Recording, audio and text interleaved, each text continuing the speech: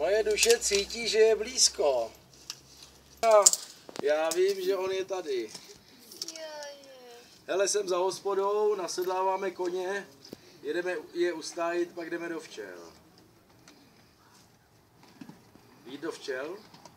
To znamená, že se staráš o včely. Ty to neděláš.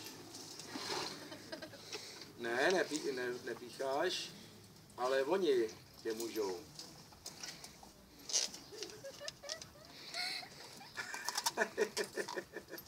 A co ty, že jsi se...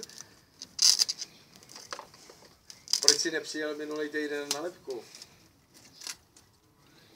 Byl nejlepší potlach za 10 let, kamarád, no to tvoje chalupa, no tak je jedno. Zničí. No tak to kdybys tam přivez, tak já bych jim ukázal, jak vypadá. A jich bylo třeba 10. Říkám.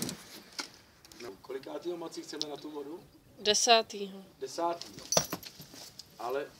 Ale nevíme,